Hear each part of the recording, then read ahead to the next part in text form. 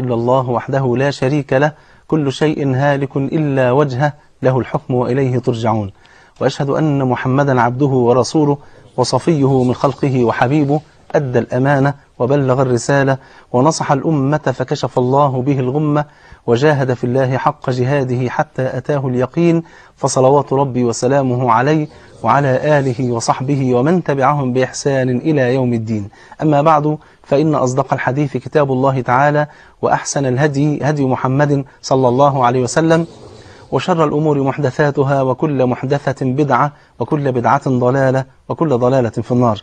أما بعد، فمرحبا بإخواني وأخواتي وأهلي وأحبابي، مرحبا بكم مرة أخرى بعد انقطاع دام أكثر من شهرين لظروف الصحية، ونسأل الله سبحانه وتعالى أن يشفي جميع مرضى المسلمين. حال دي بنرجع في بداية مع خيرة أصحاب النبي صلى الله عليه وسلم من خلال برنامج قصص الصحابة. في البداية بشكر كل القائمين على قناة المجد على هذا الخير الذي يقدموه للأمة المسلمة، وزي ما قلنا دايما إن المرجع الأساسي لهذه الحلقات هو كتاب أصحاب الرسول صلى الله عليه وسلم. النهاردة يا جماعة هنبتدي مع رجل هو خير من وطئ الثرى بعد الأنبياء والمرسلين. الحقيقة يا جماعة لا أجد كلاما والله يعبر عن مدى فرحة الواحد بأنه سيتكلم عن هذا الرجل. أنا بقول لسنا أهلا أن نتكلم عن هذا الرجل، فعظمة هذا الرجل ظاهرة واضحة كوضوح الشمس في رابعة النهار. لكن لا أقول إلا أنني لا أجد كلاما أعلق به على شخصية سيدنا أبو بكر الصديق، لأن احنا هنبدأ من النهاردة إن شاء الله نلتقي مع الخلفاء الراشدين رضي الله عنهم جميعا وأرضاهم. سيدنا أبو بكر أول من نبدأ به، والحقيقة قعدت إن أنا وأنا بجهز الحلقة ديت والله يا جماعة وبلا مبالغة ما وجدت كلاما يوفي حق سيدنا أبو بكر أبدا، ولذلك سأكتفي بذكر مواقف سيدنا أبو بكر وهي التي تتكلم عن عظمة هذا الرجل. وربما إن الإنسان مش لاقي كلام، لأن عظمة سيدنا أبو بكر الحقيقة تجدها تنبع من شيء عظيم جدا، إن هو كان أكثر الناس شبها بالنبي صلى الله عليه وسلم. فلو أردنا أن نتكلم عن خلق سيدنا أبو بكر فلا بد أن نتكلم عن خلق النبي صلى الله عليه وسلم. لو أردنا أن نتكلم عن سماحة سيدنا أبو بكر، عن رحمته، عن عدله، عن كل الصفات الجميلة والخلقات الجميلة، فلا بد أن نتكلم وأن نصف أخلاق ورحمة النبي صلى الله عليه وسلم. عشان كده سأكتفي فقط بذكر مواقف سيدنا أبو بكر، وهي التي تتكلم وتعبر عن عظمة هذا الرجل الذي هو خير رجل وطئ الثرى بعد الأنبياء والمرسلين صلى الله عليهم جميعا ورضي الله عنه وأرضاه. تعالوا الأول الليلة دي نحن عايزين نتعرف، نفتح البطاقة الشخصية لسيدنا أبو بكر، نعرف مين هو سيدنا أبو بكر. كتير من الناس يا جماعة ما يعرفوش أصلا الاسم الحقيقي لسيدنا أبو بكر. سيدنا أبو بكر اسمه عبد الله ابن عثمان، أبوه اسمه عثمان أو كنيته أبو قحافة، واخد بالك؟ ولد بمنى، وكان يلتقي في النسب مع النبي صلى الله عليه وسلم في الجد السادس اللي هو مرة ابن كعب. خد بالك بقى، يبقى سيدنا عبد الله بن عثمان هو سيدنا أبو بكر، وليه اسم تاني كان يلقب بالعتيق. الدليل على كده حديث أن أمنا عائشة رضي الله عنها بتقول في يوم من الأيام داخل سيدنا أبو بكر، فكان النبي عليه الصلاة والسلام جالس وسط الصحابة، فقال للصحابة: من سره أن ينظر إلى عتيق من النار فلينظر إلى أبي بكر. هتفعلك حديث تاني أن سيدنا أبو بكر دخل على النبي صلى الله عليه وسلم فقال له النبي: أبشر. وكان النبي يقدم هذه الكلمة من باب حمل البشرى لأصحابه رضي الله عنهم جميعا وارضاهم، فقال له: أبشر فأنت عتيق الله من النار. فمن هذا اليوم سمي أبو بكر بالعتيق رضي الله عنه وارضاه. أمه اسمها يا جماعة، أمه اسمها أم الخير. أم الخير دي أسلمت قديما وبايعت النبي صلى الله عليه وسلم. أبوه اللي هو أبو قحافة الحقيقة أسلم متأخرا، أسلم في عام الفتح، وبعد كده مات بعد وفاة سيدنا أبو بكر ب6 شهور وكان عنده 97 سنة. تعالوا نشوف قبيلة سيدنا أبو بكر. كان من قبيلة بني تيم. بني تيم دول يا جماعة كان الزعامة في قريش كانت مقسمة بين 10 قبائل، كان من ضمنهم قبيلة بني تيم دي كانوا مسؤولين عن المغارم والديات، وكان سيدنا أبو بكر هو اللي ماسك الموضوع ده، فكان يحب الإنفاق ومساعدة الناس حتى قبل بعثة النبي صلى الله عليه وآله وسلم. وده من الإنسان يا جماعة اللي فيه خير بفضل الله قبل أن يسلم، بيبقى فيه خير أكتر برضه بعد ما يسلم بفضل الله، لأن الإسلام يهذب وينمي هذه الأخلاقيات الجميلة بفضل الله. طب متى ولد سيدنا أبو بكر؟ سيدنا أبو بكر يا جماعة ولد بعد موضوع عام الفيل، أو بعد عام الفيل بسنتين وبضعة أشهر. خدت بالك؟ بعد عام الفيل ولد بسنتين وبضعة أشهر. طب النبي ولد إمتى يا جماعة؟ في عام الفيل. لا، ده كمان في رواية وقفت عليها، رواية صحيحة، إن النبي ولد في يوم الفيل، في يوم حادثة الفيل، كانت يوم ولادة النبي صلى الله عليه وآله وسلم. يبقى النبي عليه السلام أسن وأكبر من سيدنا أبو بكر قد إيه؟ بسنتين وشوية. يبقى يوم بعثة النبي كان عنده كام سنة يا جماعة؟ 40 سنة. أبو بكر كان عنده كم سنة؟ 38 أقل بشهور كده. طب ويوم هجرة النبي صلى الله عليه وآله وسلم كان النبي عنده كم سنة؟ مش محتاجة حسبة، يعني هو النبي بعث على رأس ال40 وقعد 13 سنة في مكة، يبقى كام؟ 53 سنة. 53 سنة كان سيدنا أبو بكر عنده حوالي 51 سنة. طيب ولما مات النبي صلى الله عليه وسلم كان عنده 63 سنة. أبو بكر كان عنده كم سنة؟ 61 سنة. قعد في الخلافة سنتين و3 شهور تقريبا، خدت بالك، ومات في نفس السن الذي مات فيه النبي صلى الله عليه وسلم، بل مات في نفس اليوم الذي مات فيه النبي، ودفن في نفس اليوم الذي دفن فيه النبي. فانظر لهذا التشابه بين النبي وبين صاحبه. عشان كده بقول لك لو عوزنا نتكلم عن أبو بكر لابد أن نتكلم عن أخلاق النبي صلى الله عليه وسلم، لأن هو ده أعظم تلميذ من تلاميذ النبي صلى الله عليه وسلم. وإذا أردت أن تعرف نجابة الأستاذ فانظر إلى تلاميذه. فسيدنا أبو بكر حقيقة علم من أعلام الصحابة رضي الله عنه وارضاه. وده درس كبير جدا يا جماعة. سيدنا أبو بكر أسلم وعنده كم سنة؟ 38 سنة، خد بالك. وده درس لينا أن الإنسان ما ييأس من نفسه. ممكن واحد يكون النهاردة عنده 30 سنة ولسه ما التزمش، واحدة تكون عندها 30 سنة ولسه ما لبستش حجاب. بنقول لها أبو بكر بدأ في السن ده، أي نعم هي البعثة ما كانتش قبل كده، لكن المهم إن هو بدأ في السن ده 38 سنة.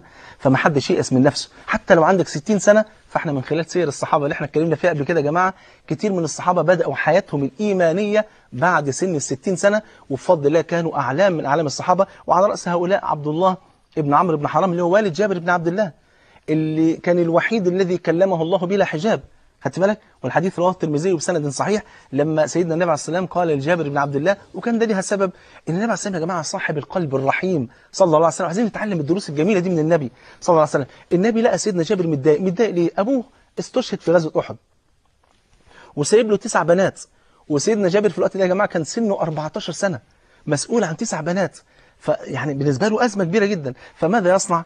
النبي عليه السلام حب ان هو يطيب خاطره يعني ويصبره، فقال يا جابر هل تدري ما صنع الله بأبيك؟ قلت الله ورسوله أعلم، أنا ما أعرفش. فقال والله يا جابر ما كلم الله أحدا من البشر إلا من وراء حجاب إلا أباك، فإن الله قد كلمه كفاحا. فقال عبدي، شوف كلمة عبدي، حس كده ان ايه يعني انسان ربنا سبحانه وتعالى بايه بيضيفه يعني الى نعمه العبوديه العظيمه، فاهم ازاي؟ ومما زادني فخرا وتيها وكدت باخمصي اطأ الثريا دخولي تحت قولك يا عبادي وان ارسلت احمد لي نبيا. ما تصلى على احمد صلى الله عليه وسلم. فقال عبدي تمنى علي، اطلب اللي انت عايزه. فقال يا رب اتمنى ايه؟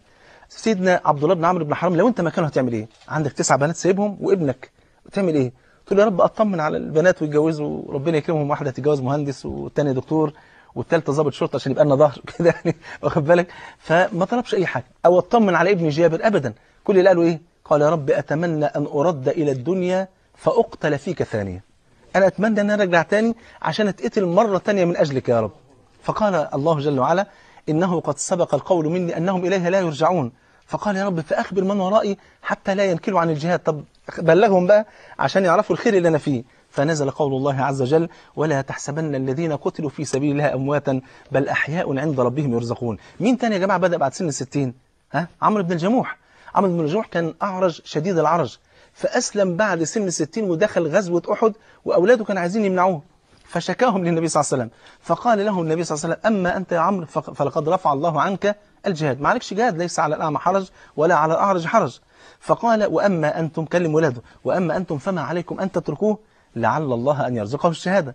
فقال عمرو بن الجموح يا رسول الله ألا إن قاتلت فقتلت أأطأ بعرجتي هذه في الجنة؟ قال أجل.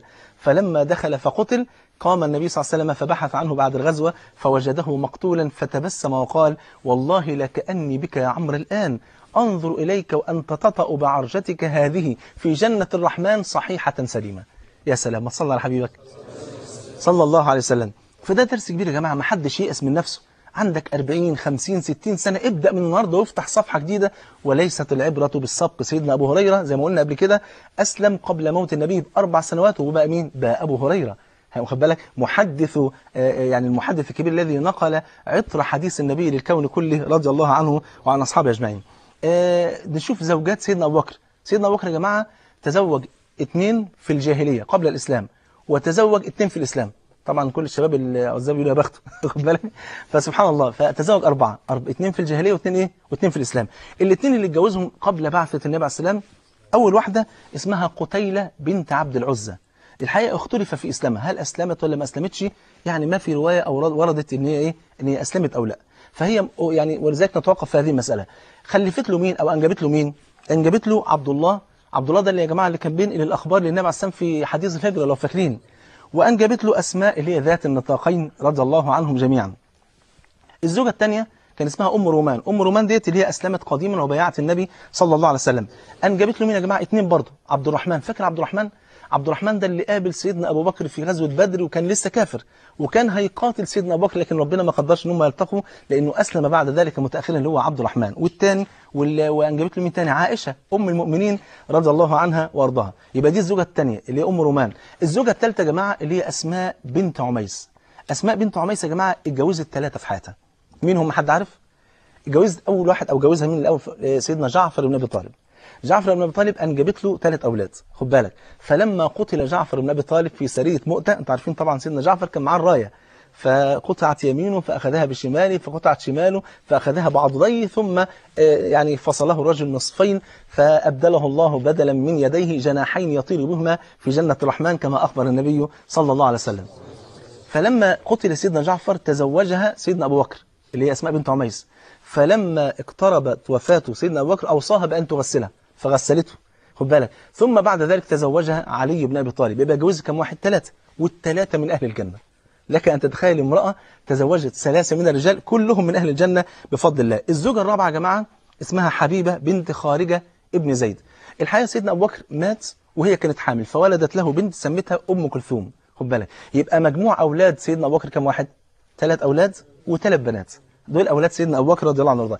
الغريب بقى والمنقبة العظيمة جدا جدا في حياة سيدنا أبو بكر يا جماعة إن أسرته هي الأسرة الوحيدة اللي جمعت 4 أجيال من الصحابة في عهد النبي صلى الله عليه وسلم. تخيل حاجة زي كده، أبو سيدنا أبو بكر وأمه الاثنين صحابة، خد بالك، الاثنين من الصحابة. فده أول جيل. الجيل الثاني سيدنا أبو بكر واللي أسلموا من زوجاته، يبقى دي الجيل الثاني. الجيل الثالث أولاد سيدنا أبو بكر اللي أسلموا، خدت بالك، أمنا عائشة وأسماء وعبد الله وعبد الرحمن، دول كلهم ايه؟ الجيل الثالث. والجيل الرابع بعض احفاد سيدنا ابو بكر اللي حضروا يعني في عهد النبي عليه السلام فكانوا صحابه. زي مين؟ زي عبد الله بن الزبير اللي هو ابن اسماء، خدت بالك، وزي محمد بن عبد الرحمن ابن ابي بكر. يبقى سيدنا ابو بكر كان عيلته جمعت 4 اجيال كلهم صحابه، خد بالك. وكل غلمان سيدنا ابو بكر اسلموا، بل انه اشترى كثير من العبيد واعتقهم لوجه الله. فكانت اسره سيدنا ابو بكر كانت بركه على امه الحبيب محمد صلى الله عليه وسلم. عشان كده بنقول يا ترى اخبار الاسر عندنا ايه يا جماعه؟ اخبار عائلاتنا ايه؟ الاباء اخبارهم ايه؟ والاجداد والاولاد، واحنا اخبارنا ايه مع ربنا سبحانه وتعالى؟ لازم نحرص ان عائلتنا دي تكون كلها على طاعه عليه عشان ربنا يجمعنا مع بعض في الجنه.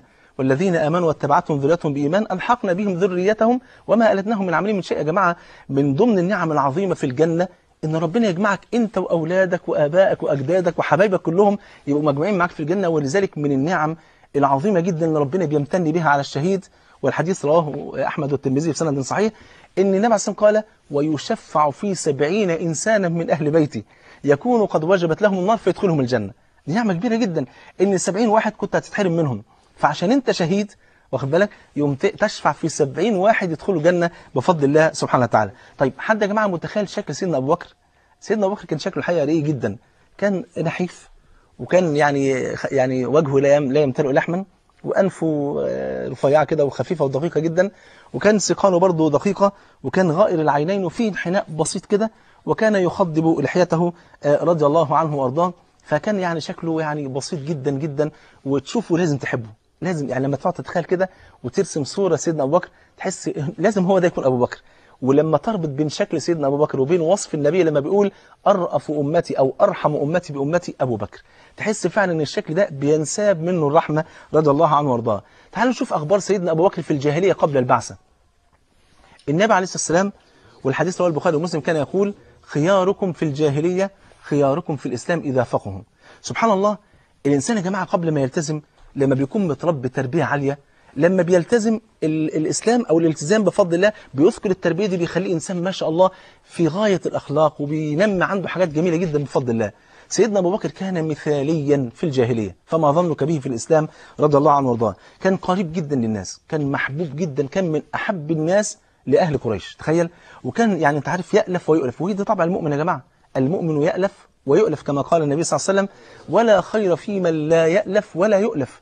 أنت عارف المؤمن ده تحس تشوفه كده تحس ان انت عايز تاخده في حضنك عكس في ناس يعني اول ما تشوفها تحس ان انت عايز تدي الخلف دور. ليه؟ في تجهم، في تكشير، في صعوبة في المعاملة. لما حتى بيسلم عليك يسلم عليك من برج عالي، تحس ان انت بعيد عنه. المؤمن مش كده يا جماعة. المؤمن لما يشوف الناس، وده كان طبع النبي، ما تصلى عليه صلى الله عليه وسلم. النبي يا جماعة كان لما يقابل حد كان يسلم عليه، وكان لا ينزع النبي يده حتى ينزع الذي أمامه يده. تخيل النبي ما يفضل ماسك فيه لحد ما التاني يفك ايده من النبي سايبه. وكان لما يسلم على حد يقبل عليه بوجهه وصدره، يعني السلام عليكم وايه، وخد بالك وجه النبي عليه السلام ايه، وصدره ناحيه اللي بيسلم عليه، مش بيسلم عليه ووشه الناحيه الثانيه. لا، ما كانش النبي يعمل كده صلى الله عليه وسلم. فكان سيدنا ابو بكر الحقيقه كان فيه الصفات الجميله دي، كان يألف ويؤلف. الناس بتحبه جدا، بيحبوا يشوفوه ويحبوا يجلسوا معاه، يأتمنوه جدا في التجاره لانه كان انسان امين وصادق رضي الله عنه وارضاه. وكان يا جماعه من ضمن الخصال الجميله اللي ربنا اكرم بها سيدنا ابو بكر، كأن ربنا بيؤهله. انت لازم تكون صحابي النبي، انت لازم تكون يعني الصاحب الاقرب الى قلب الحبيب المصطفى صلى الله عليه وسلم. سيدنا ابو بكر يا جماعه لم يسجد لصنم قط، عمره ما سجد لصنم، وعمره ما شرب خمر ابدا. في يوم من الايام، ودي كان لها قصتين جمال قوي. القصه الاولانيه، سيدنا ابو بكر كان في يوم من الايام في الجاهليه شاف واحد شارب خمر فسكران يعني، فكان اعزك الله كان يجيب الغائط ويضعه بالقرب من انفه، فاذا ما شم الرائحه ابعد يده. فقال ابو بكر سبحان الله، أيشرب الرجل الخمر فيحدث له مثل ما يحدث لهذا؟ والله لا أشربها أبدا. فالحمد لله ربنا عارفين من إنه إيه، من إنه يشرب خمر. طب وقصته مع الأصنام، أبوه اللي هو أبو قحافة في يوم من الأيام راح واخده للمخدع بتاع الأصنام، المكان اللي مخزنين فيه الأصنام، ودخل وقال يا بني هذه آلهتك الشم العوالي، هم دول بقى الفخر بتاعنا. فتركه وخرج. أبو بكر رضي الله عنه وارضاه راح بص الأصنام وقال لها إني جائع أريد أن آكل، مش تقول الآلهة بتاعتنا، إني جائع فأطعمني. فلم يرد عليه طبعا، ده صنم. فقال إني عريان فاكسني، فما فيش، فراح ضارب الصنم نحوه على الأرض. فقال أعبد آلهة لا تملك لنفسها شيئا، ثم خرج فعافاه الله عز وجل من عبادة الأصنام، لقاها آلهة تايواني ما تنفعش تعبد يعني. المهم احنا يعني سبحان الله يبقى بنهدي هذا الكلام يا جماعة للشباب المسلمين. سيدنا أبو بكر في الجاهلية قبل الإسلام، قبل أن يعرف الحلال والحرام وهذه الأشياء، رغم ذلك لم يسجد لصنم قط ولم يشرب خمرا قط. أمال المسلمين النهاردة الموحدين لله سبحانه وتعالى اللي غرقانين في شرب الخمر والبيرة نسأل الله العافية والعافية والبانجو والأشياء دي كلها والدخان، شيء طبعا يعني نسأل الله أن يعافي جميع شباب المسلمين من هذه الآفات بفضل الله. وبعدين أنا عايز أسأل اللي بيدخن بقى، عايز أسأله سؤال صغير وأقول له بالله عليك صارحني، يا ترى أنت لما بتيجي تشرب السيجارة قبل ما بتشرب السيجارة بتقول بسم الله يعني وتقوم مسمي كده قبل ما تشرب سيجاره؟ حد بيسمي يا جماعه؟ محدش بيسمي. طب لو نسيت التسميه قبل ما تشرب سيجاره، هل بتيجي في نصها تقول ايه بسم الله اوله واخره؟ ما بيحصلش طبعا، صح ولا لا؟ طيب بعد ما بتخلصها بتقول الحمد لله الذي اطعمنا وسقانا وجعلنا مسلمين؟ برضه ما بيحصلش. طب ولو واحد شرب نصها وبيجي مثلا خلاص شرب نصها مش عايز يكملها، بيحطها في الثلاجه ولا بيرميها تحت رجله؟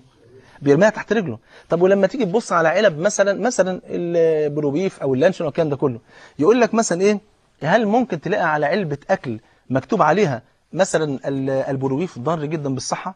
ما تلاقي. إنما على علبة سجاير التدخين ضار جدا بالصحة، صح ولا لا؟ يبقى إذن هذه الأشياء تدل على أنها خبائث ولا طيبات يا جماعة؟ تدل على أنها خبائث، واخد بالك؟ فالعاقل هو الذي يفطن لذلك. وبعدين ده شيء ربنا بيكرهه. لما تسأل واحد تقول له طب مش عايز تبطل الدخان، يقول لك هو مكروه مش حرام. أقول له طب مين اللي بيكره الدخان؟ فيقول لك ربنا. طب وتشرب حاجة ربنا بيكرهها؟ لا، يبقى ده نقص في المحبة، صح ولا لا؟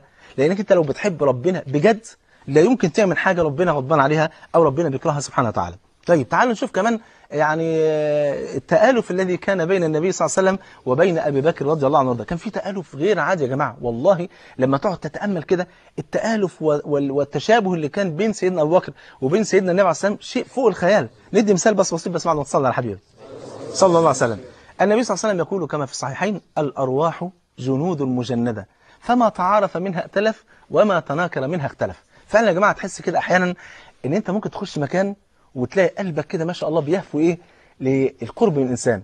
لذلك سيدنا ابن مسعود بيقول لك لو دخل مؤمن في مجلس فيه 100 منافق، خد بالك، لذهب وجلس وفيه مؤمن واحد، واخد بالك، لذهب وجلس بجوار هذا المؤمن. ربنا سبحانه وتعالى بيخليه يستشعر ويحس ان هو ده اللي فيه فبيقعد جنبه. ولو دخل منافق في مجلس فيه 100 مؤمن ومنافق واحد لذهب وجلس بجوار هذا المنافق. فالنبي صلى الله عليه وسلم بيقول الارواح جنود مجندة فما تعارف منها ائتلف وما تناكر منها اختلف.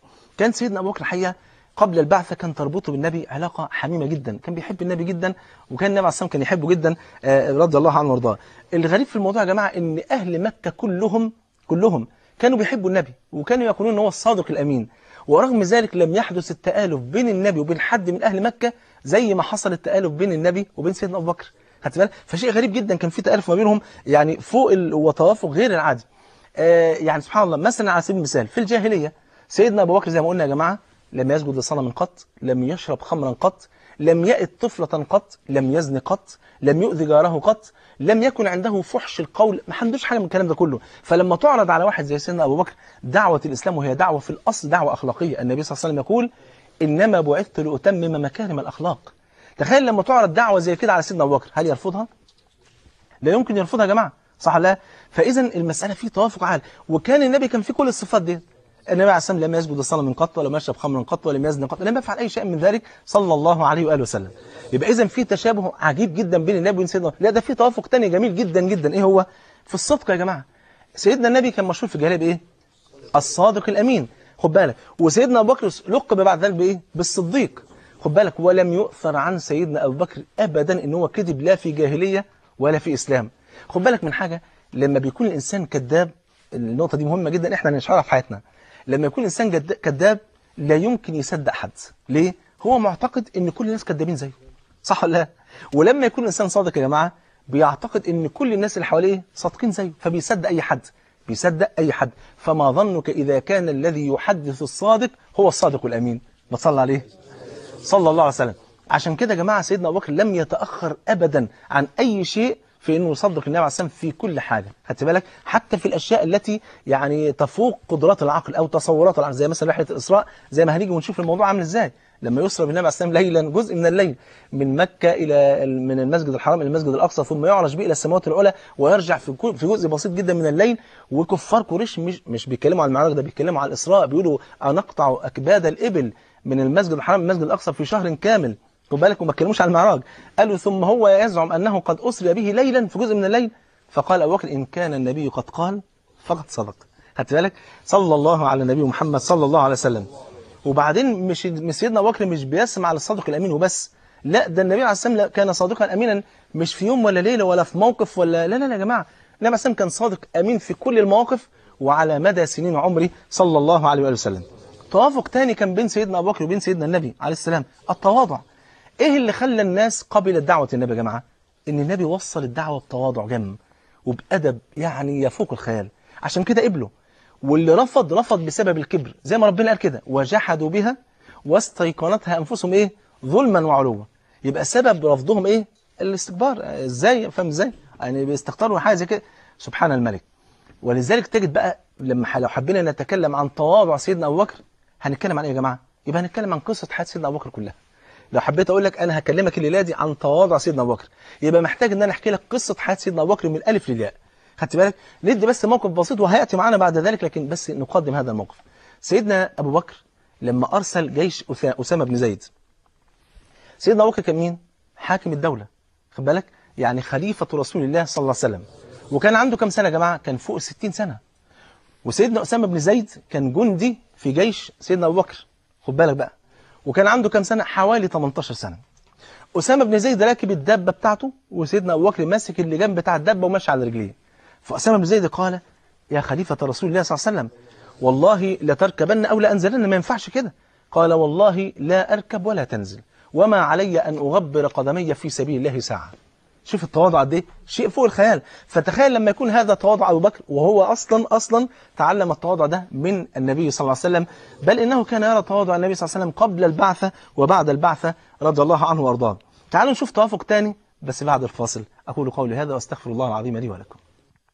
سلام الله. السلام عليكم ورحمه الله وبركاته. بسم الله والحمد لله والصلاة والسلام على رسول الله صلى الله عليه وسلم. مرة ثانية يا جماعة بنرجع لسيرة سيدنا أبو بكر الصديق رضي الله عنه وارضاه. تلميذ النبي صلى الله عليه وسلم.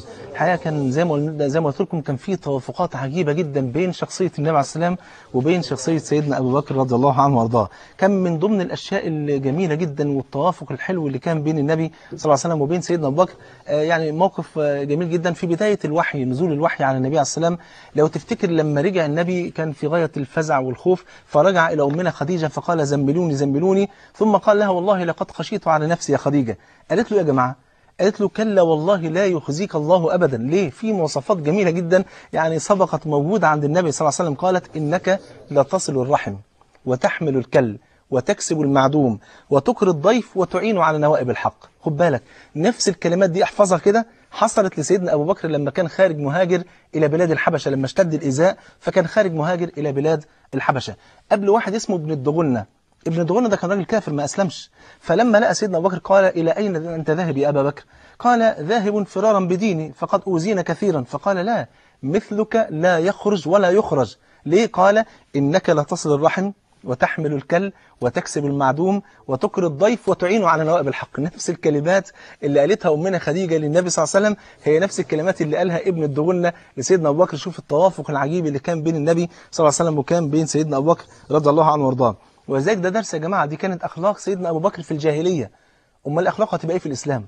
شوف تخيل، فتخيل بقى لما تكون أنت مسلم، فين أنت بقى من الأخلاق الجميلة دي؟ أين أنت من صلة الرحم؟ وأين أنت من مساعدة الضعفاء؟ وأين أنت من إطعام المساكين؟ وأين أنت من هذه الأشياء التي تحلى بها سيدنا أبو بكر في الجاهلية رضي الله عنه وأرضاه وعن الصحابة أجمعين؟ تعالوا نشوف إزاي سيدنا أبو بكر أسلم. كيف أسلم؟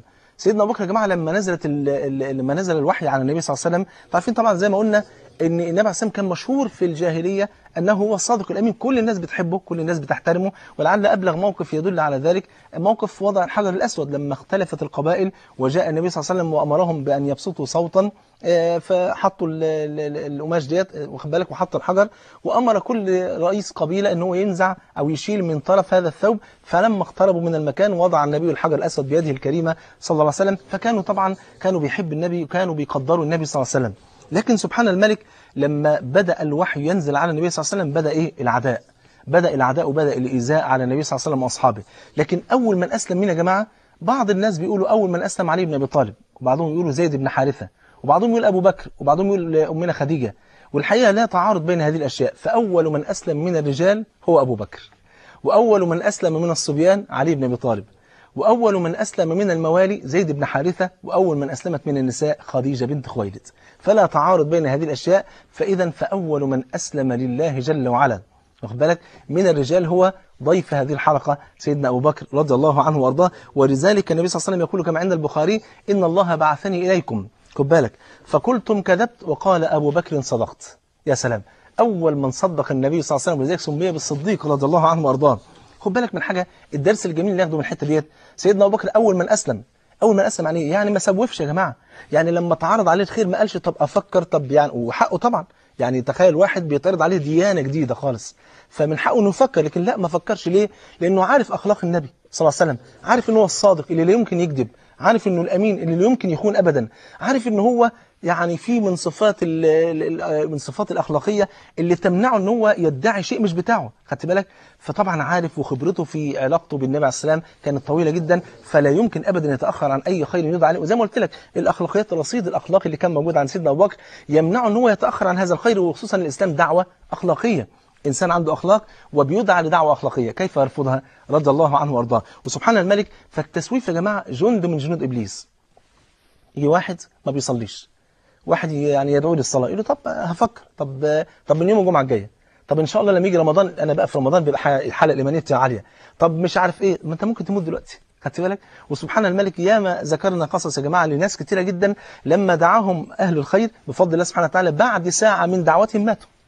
ومنهم من مات ساجدا لله سبحانه وتعالى، ومنهم من مات وهو صائم، ومنهم من مات في عبادة لله سبحانه وتعالى. إذا المسألة ان الإنسان إيه؟ لازم يلحق نفسه. إن الرجل لا يعمل الزمان الطويل بعمل أهل النار حتى إذا ما اقترب أجله سبق عليه الكتاب فعمل بعمل أهل الجنة فدخل الجنة. بينك وبين الجنة شعرة، ولذلك قال صلى الله عليه وسلم الجنة أقرب إلى أحدكم من شراك نعلي والنار مثل ذلك. خدت بالك؟ يبقى إذا سيدنا أبو بكر لم يستسلم لهذا الجند، لجند التسويف، ما سمحش ابدا ان الشيطان يلعب معاه لعبه التسويف. بعض الناس يقول لك بس معلش برضه يعني الانسان برضه لما يتروى من، يعني برضه من الحكمه الانسان يتروى، التروى في كل شيء جميل جدا الا في الخير. لان ربنا قال ايه في الخير؟ قال وسارعوا إلى مغفرة من ربكم وسابقوا إلى مغفرة من ربكم. ده أول درس. الدرس الثاني يا جماعة إن أبو بكر أول من أسلم. طب يا ترى أنت أول من تلتزم؟ يا ترى أنت أول واحد بتخش بيت ربنا وآخر واحد يخرج منه؟ يا ترى أنت أول واحد دعيت إلى الله سبحانه وتعالى في المكان اللي أنت عايش فيه؟ يا ترى أنت أول واحد ربنا هدى على أيديك إنسان؟ يا ترى أنت أول واحدة تلبس الحجاب؟ ما هذه المسائل يا جماعة. وسابقوا وسارعوا. هتبقى في أمر الدنيا لا خلاص فامشوا في مناكبها بقى، يعني على مهلك، واخد بالك. وبعدين النبي عليه الصلاه والسلام يقول الدنيا سجن المؤمن جنة الكافر، اما في الاخره لا، امور الاخره يبقى فيه سباق. يبقى اذا سيدنا ابو بكر لم يستسلم ولم يسمح للشيطان انه يلعب معاه لعبه التسويف. وبعدين مشكله التسويف يا جماعه، انا عايز اتوب النهارده، اذنبت ذنب، طب عايز اتوب، فالشيطان بيقول لي اجل، طب استنى، طب بعدين، طب مش عارف ايه. كل لما باجل الذنب عمال يتوغل فين؟ في القلب. عامل زي الشجره يا جماعه. لو انت عندك شجره شتله صغيره كده خضراء ومزروعه، وبعدين انت في يوم من الايام قلت لا ده انا لازم اشيلها لان وجودها هنا غلط. لو حبيت تشيلها وقلت ايه، طب اجلها لبكره، طب للشهر الجاي، طب للسنه اللي جايه، ايه اللي بيحصل؟ الشجره بتقوى وعماله ايه، جذورها عماله ترسخ فين؟ في الارض. وانت كانسان بتضعف، لان كل ما عمال بتكبر وصحتك بتقل، خدت بالك. يبقى انت بتضعف والشجره بتقوى، لما تعوز تشيلها بعد كده مش هتقدر. ولو حبيت تشيلها كبيرك قوي انك تقدر تعمله، هتقدر ان انت تنشرها من فوق الارض، لكن الجذور ما زالت فين؟ موجود. هي دي المشكله يا جماعه، ان الذنب عماله جذوره ايه؟ بتقوى في القلب، واخد بالك. وانت ممكن في النهايه تقول ايه، خلاص انا شلت الذنب. انت شلت الذنب لكن جذوره ما زالت موجوده، ولذلك تلاقي الذنب بينقح عليك كل شويه. ما هو النبي عليه الصلاه والسلام قال كده، ما تصلى عليه صلى الله عليه وسلم، قال ما من مؤمن إلا وله ذنب يعتاده الفينة بعد الفينة. إيه المشكلة في كده؟ المشكلة يا جماعة إن هو لما لقى الفتنة في أولها ما قطعهاش، خدت بالك، لكن سابها تتوغل في قلبه لحد ما هو زهق من المعاصي، فحب حب ينسى المعاصي أو حب يسيب المعاصي. لقى برضه الفتنة جواه، زي فتنة النساء مثلا، نظر للنساء. تلاقي الشاب عمال يبص لدي ويبص دي ويبص لدي، وبعدين فجأة زهق بقى من كتر البص، فقال خلاص نتوب. نتوب إيه؟ لأنه زهقان، مش لأنه يعني. فسبحان الملك، تلاقي كل فترة الذنب ده ينقح عليه، يلاقي نفسه ماشي بيغض بصره، وبعدين فجأة يطلق بصره، يغض ويطلق. ليه؟ لأن الجذور ما زالت موجودة. هي دي المشكلة يا جماعة. سيدنا أبو بكر لم يسمح للشيطان إنه يلعب معاه اللعبة دي رضي الله عنه وارضاه. طب سؤال كده يعني بيخطر على بالنا، بس بعد ما تصلي على حبيبك برضه صلى الله عليه وسلم، إيه اللي خلى النبي يا جماعة يسر بالدعوة في بداية الأمر سيدنا أبو بكر؟ مع إن من المنطق، تخيل كده لو أنت مكان النبي صلى الله عليه وسلم، لما تيجي تسر بهذا الخير يعني بالدعوة دي، هتسر لمين؟ لزوجتي مثلا، لأبويا، لأمي، لإخواتي، لقرايبي، صح ولا لا؟ إيه اللي يخليه يسر الواحد ما هوش قريبه أصلا؟ خدت بالك؟ لسبب، لأن النبي عليه السلام شاف في سيدنا أبو بكر أشياء هي دي اللي شجعته وعرفته إن هو ده اللي هيقف جنبك، هو ده اللي هيساندك، هو ده اللي هيساعدك، هو ده اللي هيستجيب لدعوتك، هو ده اللي هيقف ويحمل هم هذا الدين. النبي شاف الأمارات ديت كانت على سيدنا أبو بكر. ولذلك سبحان الله تجد في المقابل مثلا كان أبو طالب اللي هو عم النبي عليه السلام، شوف عمل معاه أشياء كتيرة جدا. رغم ذلك النبي عليه السلام دعاه سنوات طويلة عشان يؤمن بالله، ومات على غير ايه؟ على غير الإسلام. وسيدنا أبو بكر بمجرد ما سمع من النبي بس فقط الدعوة، على طول في ساعتها ايه؟ استجاب وأسلم. ودي كانت فطنة من النبي صلى الله عليه وآله وسلم. تعالوا نشوف يا جماعة كيف كان سيدنا أبو بكر كان سباقا في الدعوة إلى الله. مسألة مهمة جدا، أنت لما تحب حاجة بتدعو إليها. ندي مثال، أنت النهاردة لو رحت مثلا في وسط البلد تشتري بعض الأقمشة والحاجات، فلقيت الحاجات ما شاء الله في اوكازيون وحاجات رخيصة وكده، بتعمل ايه؟ بتعمل دعوة على طول، يا جماعة الحقوا واللي معهوش يستلف ويجيب، وبتقعد تدعو الناس.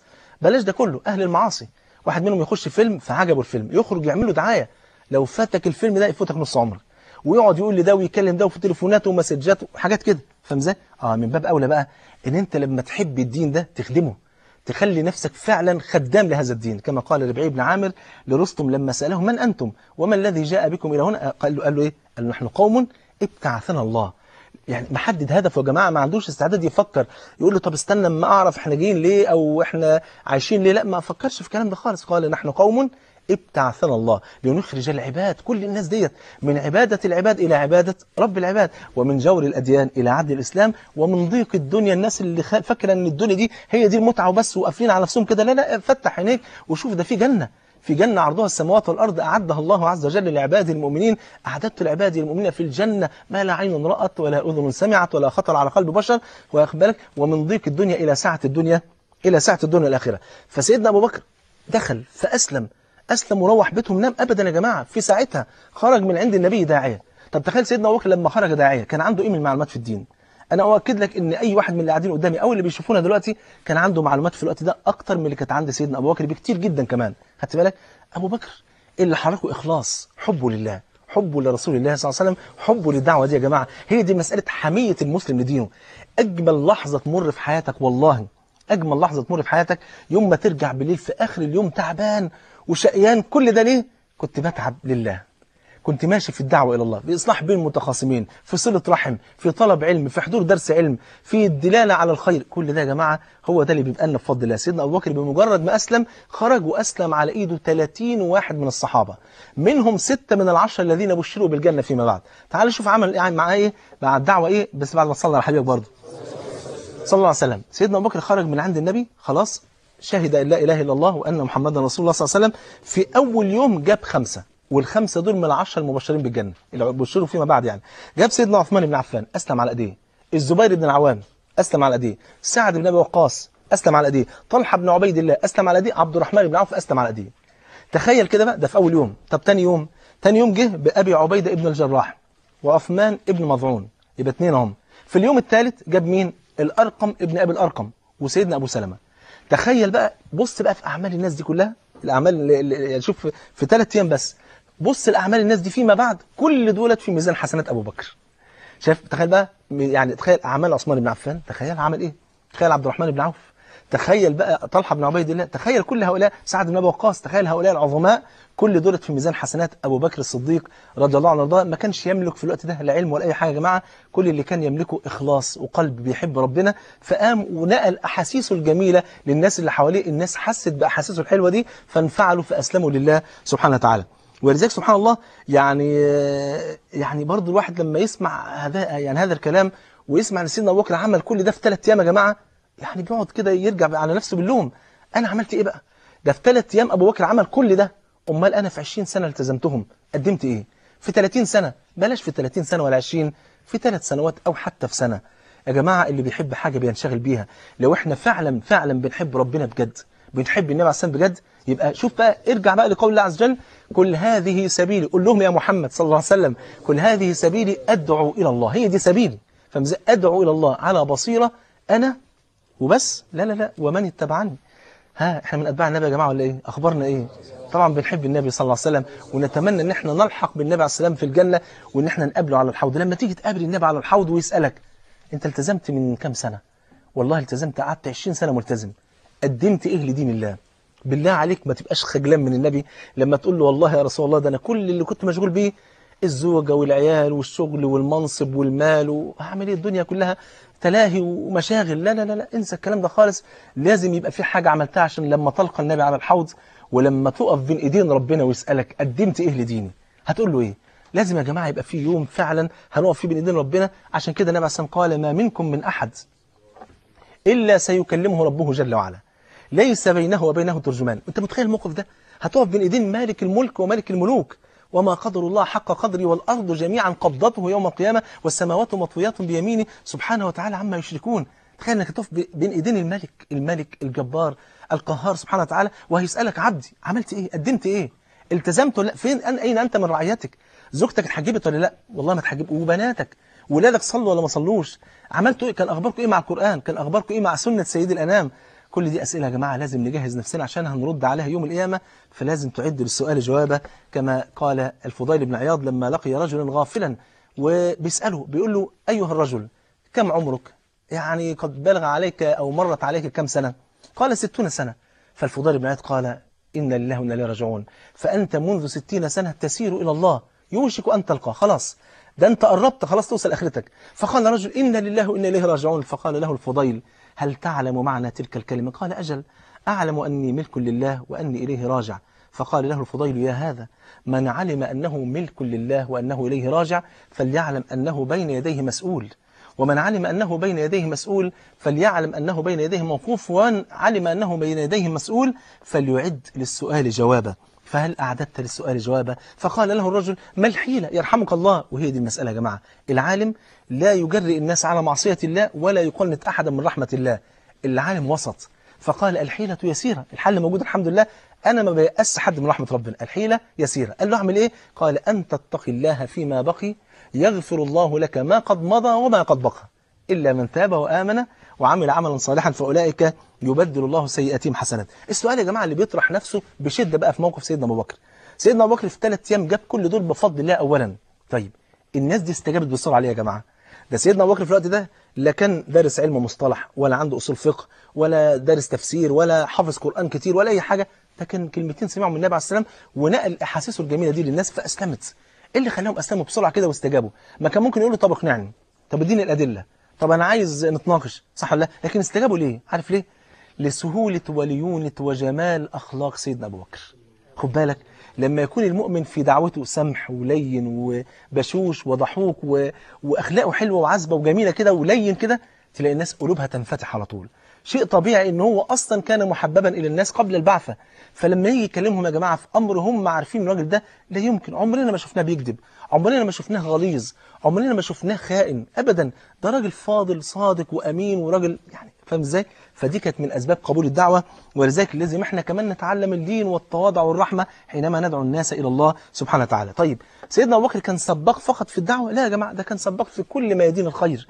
ندي مثال بس بعد ما تصلي على حبيبك صلى الله عليه وسلم. حديث رواه مسلم، سيدنا النبي عليه السلام قاعد مع الصحابة وكان النبي لا يسألهم عن أمور الدنيا يا جماعة، كان النبي بيشغلهم بالآخرة، كان يأخذ بقلوبهم وأرواحهم إلى جنة الرحمن سبحانه وتعالى. فالنبي بيسألهم ما قالهمش مين فيكم بقى اللي رمى الأساس بتاع الدور الثاني ولا مين فيكم اللي جاب على العربية الشبح، ما أبدا النبي ما عملش كده يا جماعة. النبي قال لهم من أصبح منكم اليوم صائما، ده كان صيام نافلة. فقال أبو بكر أنا، خد بالك، قال من عاد منكم اليوم مريضا، يعني من زار منكم اليوم مريضا، قال أبو بكر أنا، قال من تبع منكم اليوم جنازة، قال أبو بكر أنا، قال من تصدق اليوم على مسكين، قال أبو بكر أنا. إيه ده؟ كل حاجة أبو بكر، أي نعم. فقال النبي خد بقى الجايزة بقى، مش أنت جمعت 4 حاجات من الأشياء الجميلة جدا في العبادة وفي الطاعة وفي الخير اللي بتقدمه للناس، خد بقى الجايزة. قال ما اجتمعنا في امرئ ال4 دولت إلا دخل الجنة. يا سلام. ودي كانت أول بشارة يسمعها سيدنا أبو بكر من سيدنا النبي عليه الصلاة والسلام. أذكر أخ ربنا يحفظه مرة بيقول لي يعني لو الواحد اجتمعت فيه ال4 حاجات ديت في يوم واحد ممكن تكون بشارة بأن هو يكون من أهل الجنة. قلت له إن شاء الله. فقال لي طب خلاص أنا ربنا يكرمك الحمد لله النهاردة تصدقت على مسكين وزرت مريض وابتدأت وأصبحت صائم، ما ناقصش غير الجنازة، ينفع أقتل واحد وأمشي في جنازته؟ قلت له لا. بالك صلى على الحبيب صلى الله عليه وسلم. يقول بكر المزني ما فاق أبو بكر أصحاب محمد صلى الله عليه وسلم بصوم ولا صلاة ولكن بشيء وقر في قلبه. قال الراوي سبقهم بالحب الذي كان في قلبه لله والنصيحة لخلق الله سبحانه وتعالى. خدت بالك؟ تعال نشوف يا جماعة صفحة جميلة من علو همة سيدنا أبو بكر. كان عنده همة عالية جدا بس في الخير. ما هو النهاردة فيه همم عالية جدا جدا بس في إيه؟ في أمر الدنيا وبس. وده مش حرام يا جماعة، يعني عشان ما حدش يفتكر ان احنا بنقول الزهد في الدنيا ومش عارف ايه، ان خلاص بقى الواحد يقعد في البيت او يقعد في المسجد ويبني خيمه خضراء ويلبس لبس مقطع وخلاص. مش ده القصد. القصد ان انت يعني لما ترجع لقول النبي عليه الصلاه والسلام من كانت الاخره همه. يعني ايه الاخره همه؟ يعني ما اشتغلش، لا اشتغل بس خلي همك كله الاخره. انا بشتغل عشان اعف زوجتي واولادي من سؤال الناس، يبقى دي للاخره، يبقى العمل هنا عباده. انا بنام عشان استعين بشويه النوم دول على طاعه ربنا، يبقى النوم عباده. انا باكل عشان اتقوى على طاعه الله، يبقى الاكل عباده. يبقى تحول حياتك كلها، عاداتك بالبلد كده تحول عاداتك كلها ايه الى عباده. هو ده الذي ايه كانت الاخره همه. جعل الله غناه في قلبي وجمع له شمله واتته الدنيا ايه وهي راغمه. طب ومن كانت الدنيا همه جعل الله ايه فقره بين عينيه وفرق عليه شمله ولم ياته من الدنيا الا ما قدر له منها. خدت بالك؟ فكان سيدنا ابو بكر كان سباق في كل ميادين الخير زي ما قلنا. وزي ما بنقول احنا في كلام الزهد عن في الدنيا او الرغبه في الاخره، زي ما قلت لك مش معناه ان انت تنقطع عن ايه عن الدنيا، لا اشتغل وعمر واعمل كل حاجه، بس لا تنسى ابدا ان انت اصلا عبد لله، وما خلقت الجن والانس الا ليعبدون. يبقى اشتغل واكسب واعمل كل حاجه، بس في النهايه انا عبد لله سبحانه وتعالى. طيب شوف بقى همه سيدنا ابو بكر كانت عاليه جدا جدا جدا في امر الاخره. حديث رواه البخاري ومسلم، سيدنا النبي عليه الصلاه والسلام قاعد وسط الصحابه فبيقول من أنفق زوجين في سبيل الله دعي من أبواب الجنة يا عبد الله هذا خير. خد بالك بقى. فمن كان من أهل الصلاة دعي من باب الصلاة، ومن كان من أهل الجهاد دعي من باب الجهاد، ومن كان من أهل الصدقة دعي من باب الصدقة، ومن كان من أهل الصيام دعي من باب الريان. جميل قوي. أنت لو كنت من أهل الصيام هتدعى من باب الريان، وهكذا. لكن سيدنا أبو بكر همته أعلى من كده. قال يا رسول الله فهل يدعى أحد من أبواب الجنة الثمانية؟ ما هو أنت في النهاية تخش من باب واحد، واخد بالك؟ طب إيه الفرق معاك سيدنا أبو بكر؟ لا هو عايز كده، عايز يدعى عليه من باب من كل أبواب الجنة، كل أبواب الجنة تنادى عليه ادخل من هنا يا أبو بكر. فاهم إزاي؟ فقال أجل وأرجو أن تكون منهم. وفي رواية ابن حبان قال أجل وأنت هو يا أبو بكر، وأنت هو يا أبا بكر. يبقى إذن سيدنا أبو بكر يوم القيامة يا جماعة هيأتي ويدعى من أبواب الجنة الثمانية.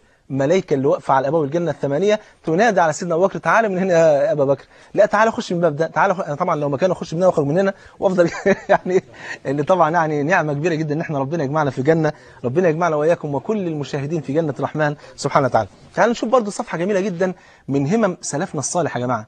كان في واحد رجل ده كان بلغ من العمر 93 سنة، فكان يبكي، فتلميذه يقول له لماذا تبكي يا شيخ؟ قال أبكي لأنه قد ضاعت همتي ولا أستطيع أن أقوم الليل إلا ب1000 آية. تخيل ب1000 آية، فحس إن الهمة إيه؟ الهمة ضاعت. واحد تاني اللي هو الإمام ابن الجوزي، الإمام ابن الجوزي حفيده بيقول لقد رأيت جدي وهو على هذا المنبر يشير بإصبعيه ويقول والله لقد كتبت بإصبعي هاتين أكثر من 2000 مجلدا، 2000 مجلد يألفهم، خد بالك، وتاب على يدي أكثر من 200 نفس أو 200,000 وأسلم على يدي أكثر من 200 نفس. يا الله تخيل. بل الإمام ابن جرير الطبري في يوم من الأيام حب يكتب التاريخ بتاع تاريخ الإسلام، فجمع تلاميذه قال هل تنشطون لكتابة التاريخ؟ قالوا أجل. في كم نكتبه؟ قال في يعني حوالي 30,000 ورقة. قال لا هذا مما تفنى منه الأعمار، ده احنا هنقعد نكتبه لحد امتى؟ ده ما نخلصش لا احنا ولا الورثة. قال خلاص إنا لله وإنا إليه راجعون، ضاعت الهمم، نكتبه في 3000 ورقة. وراحوا كاتبين التاريخ إيه؟ في 3000 ورقة. بعدها بشوية قال لهم هل تنشطون لكتابة التفسير؟ قالوا في كم؟ نكتبها في كم ورقة؟ قال لهم في يعني حوالي برضو زيها كده 30,000 ورقة. قال له هذا مما تفنى منه الأعمار، إنا لله وإنا إليه راجعون، ضاعت الهمة، خلاص نكتبه في 3000 ورقة. شفت قد إيه همة السلف يا جماعة؟ كانت همة عالية قوي قوي، ولذلك تلاقي كان ربنا مبارك في أعمارهم. تلاقي الواحد فيهم ما شاء الله كان إمام عالم وعنده كم سنة؟ 10 سنوات. 10 سنوات إمام يشار إليه بالبنان، تخيل.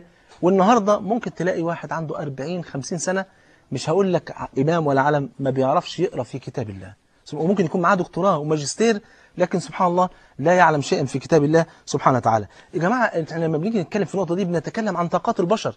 واحد يقول لك لا معلش اصل دول صحابة رضي الله عنهم وارضاهم. يا جماعة نفس التكليف اللي اتكلف به سيدنا أبو بكر هو نفس التكليف الذي عرض عليك. أبو بكر يكلف ب5 صلوات، أنت مكلف بصلاة ب5 برضه، خدت بالك؟ نفس التكليف بتاع الصيام والحج والصلاة والزكاة والعبادات كلها هي نفس التكليف الذي عرض على أصحاب النبي عليه السلام. هي مسألة بعض الناس لما يقول لك ده ربنا قال لا يكلف الله نفسا إلا وسعها، لما تشوف أحوال الصحابة واللي هم قدموه من ناحية الطاعة ومن ناحية الدعوة والجهاد والبذل والعطاء تقول سبحان الله، طب ما هدول بشر وإحنا بشر رضي الله عنهم وأرضاهم، لكنهم خير البشر طبعا بعد الأنبياء والمرسلين. تقول سبحان الله ربنا بيقول لا يكلف الله نفسا إلا وسعها. لما تشوف أحوال الصحابة وتسقط عليهم الآية دي تعرف إن الآية ديت زي ما هي آية تكليفية هي آية تخفيف، أو زي ما هي آية تخفيفية هي آية تكليفية أيضا، لأن ربنا إداك تكليف معين وإدى نفس التكليف للصحابة، وإداك طاقات وإمكانيات تقدر تقوم بها بالتكليف ده، لأن ربنا قال كده لا يكلف الله نفسا إلا وسعها. ومحال إن ربنا يظلم عباده ويكلفهم بحاجة فوق الطاقة سبحانه وتعالى. خدت بالك؟ هم بقى وفوا واحنا ما وفيناش، يبقى العيب في مين؟